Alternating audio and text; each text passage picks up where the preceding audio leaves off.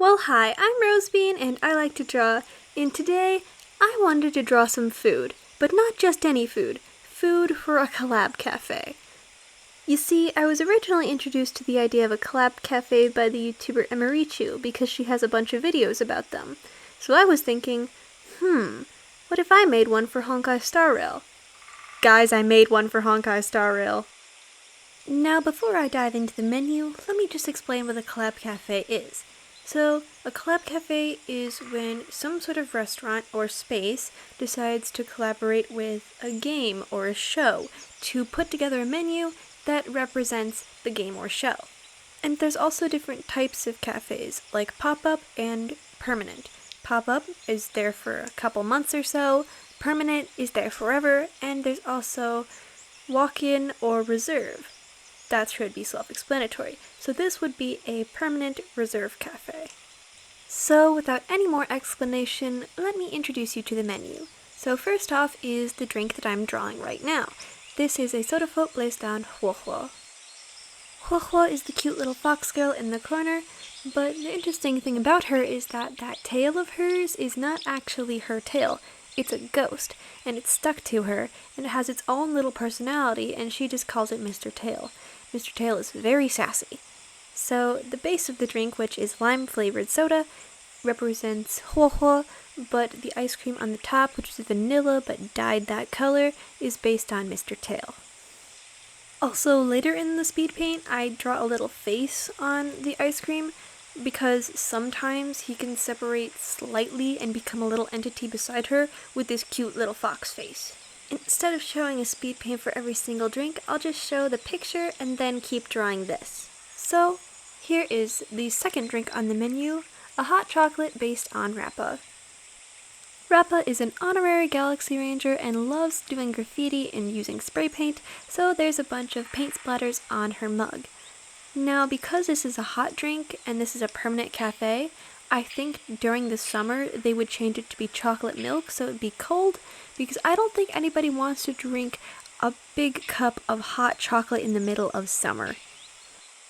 Now, the next drink is super cute. I love the idea behind it, and it's based on my favorite Chrysos heir, Castorus, and her butterfly pea tea. I love this drink so much because not only does it have the word butterfly in it, and butterflies are one of her main motifs, but butterfly peas, flowers, if you brew them, they turn into like this dark purple tea. But if you add lemon juice, they become this bright, cute magenta color. So it's like a cute little magical tea. Now, this last drink on the menu is the only alcoholic beverage on the menu, and of course, it is for Professor Anaxagoras. This drink is soda water with charcoal powder to make it appear that dark, and also a little shot of adult beverage in there, but of course, you could also get it without the alcohol. And the bottom glows to represent how in his ultimate he has like that glowing eye thing. And also, I made the ice cube, well, I didn't make it, in my hypothetical mind space, the ice cube just has a little tiny glow stick in there, so that way you can see it at the bottom of the glass. So now it's time for the main courses. But oh my gosh, the idea behind this one is so cute. So this is a little bento box inspired by Silverwolf level 999, aka her new version. The idea behind this bento box is that Blade made it for her because a lot of times she skips out on eating, so he's trying to get her to eat more vegetables, and it's so cute.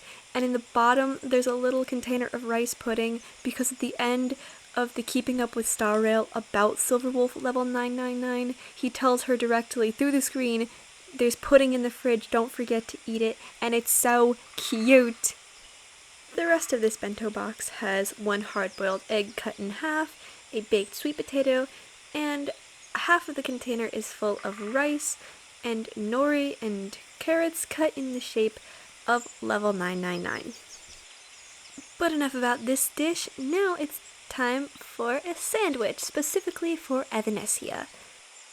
The fact that it's a sandwich is a reference in itself, because often you can see her with toast in her mouth. But On top of the sandwich, there's little pieces of rice paper cut in the shape of cute little pink bunny ears. And the little piece of cardboard that's covering the bottom of the sandwich is also designed to have some of her motifs, such as a ruler and sakura blossoms. The second to last main course option is a breakfast plate based off of Asheville.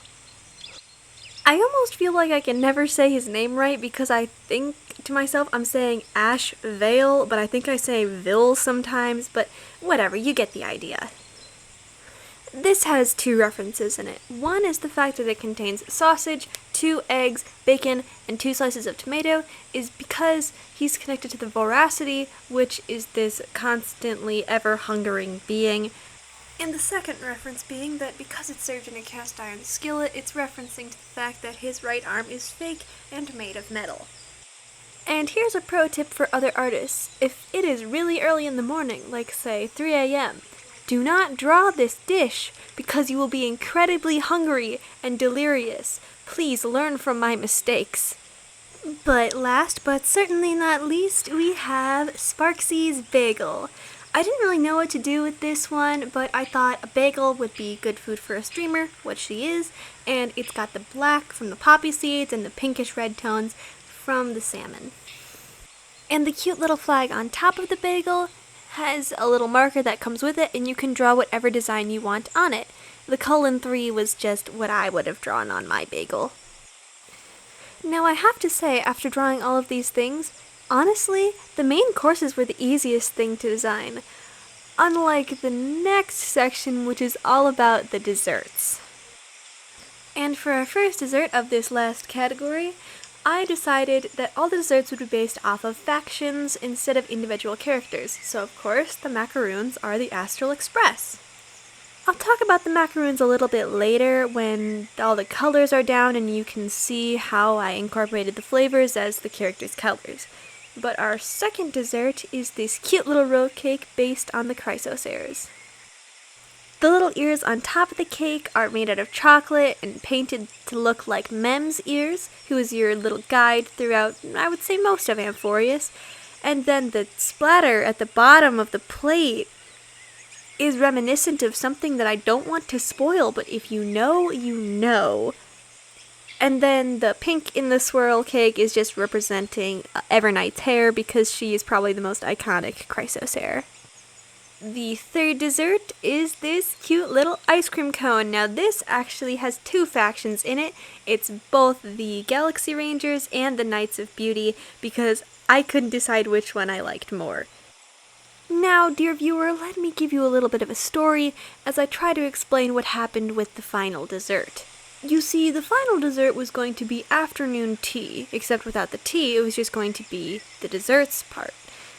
But as I was drawing these desserts, each one of them based on an eon, I just lost the entire drawing. It's not in my deleted, it's not in a draft, it's not in a sketch anywhere. It is just completely gone, and I don't want to draw it again. So sadly, there will only be 3 desserts at this cafe. The top middle macaron is for Trailblazer, to the right of that is Dan Heng, to the left of the Trailblazer is March 7th, below Trailblazer is Himiko, and to the left of Himiko is Welt, and to the right of Himiko is Sunday. And I think if you are a fan of the game, you can kind of tell what some of these represent, or the items they represent. And my personal favorite detail is that every single macaron has a splash of Trailblazer yellow. That's all I have for now. Stay safe, drink water, and thanks for watching.